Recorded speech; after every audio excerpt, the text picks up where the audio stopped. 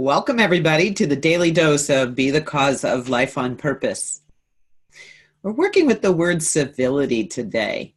And as you know, each day I pick a word that seems to catch my attention. And I wonder, maybe, do you have a practice each day about what's in your awareness and how you might be focusing yourself to optimize being your best self every day?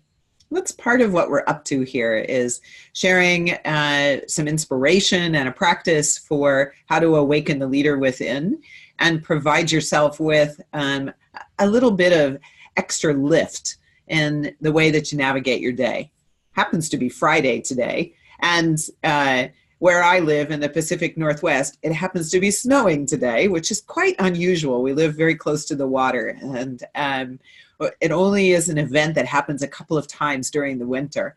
At one level romantic, at another level, what I notice about civility in our grocery store is that when people start to have fear about whether their safety is going to be compromised because they can't drive on the roads or the winds knock out the power, we have a tendency in our protection of self to become a little less than civil with each other.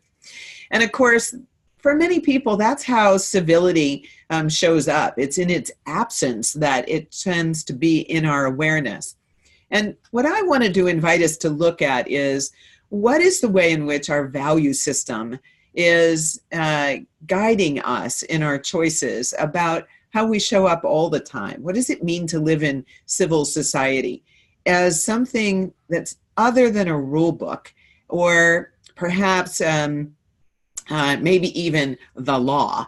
That civility is a state of mind. It's a state of being that says there is first an acceptance of each other as already, in coaching terms, whole and resourceful and capable and creative. No one is a victim of circumstances unless they allow themselves to be.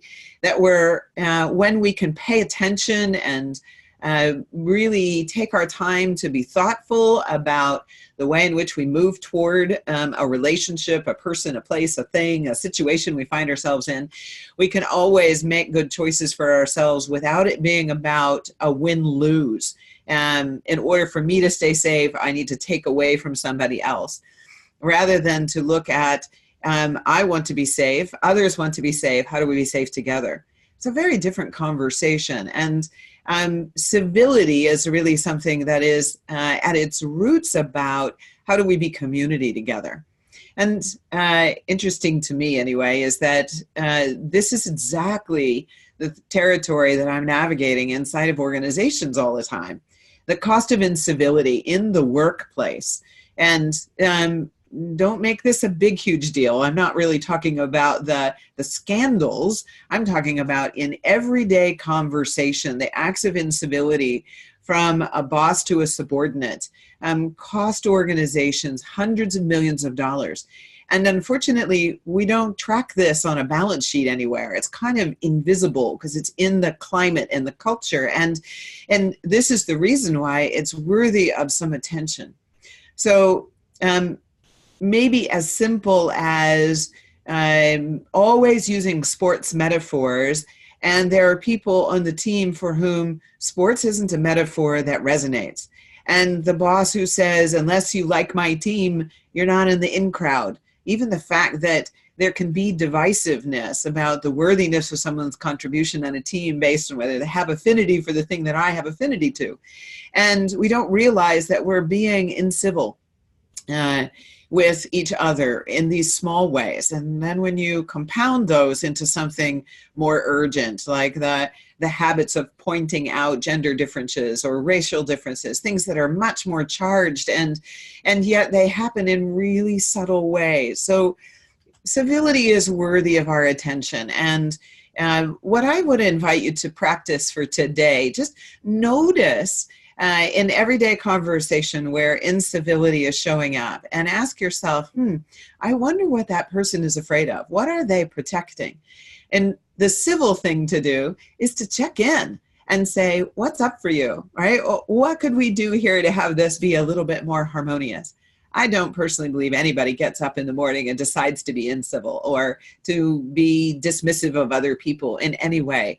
I think in our hearts, we all want to be in harmony and peace. It's what we want for ourselves, and it's what we expect from each other until we get afraid, and then we kind of lose our consciousness. So this is a really important practice for us, and it can start by seeing, when you see an act of incivility, ask yourself, what's that person afraid of in this moment? And is there a way that I could ask the question that would help them pause for a second and ask for what they want? And when you feel yourself at the edge of your stretched rubber band and you want to be incivil because somebody's cut you off in traffic, or they were rude to you on the phone, or they canceled on you at the last minute, very disrespectful of your time and attention, ask yourself, I wonder what's going on for them. And is it really that big a deal that this has happened? We'll save that for an Energy League talk at another time. But I wish for you that civility is something you will give yourself, and that you will make that contribution to others. And remember that we're all on this planet together, and it's up to us to decide what harmony looks like. So until Monday, have a wonderful weekend. Stay warm if you're someplace where the wind is chilly and the snow is blowing. Enjoy the beach if you're not. And I'll see you next time. Janet Harvey signing off. Be the cause of life on purpose.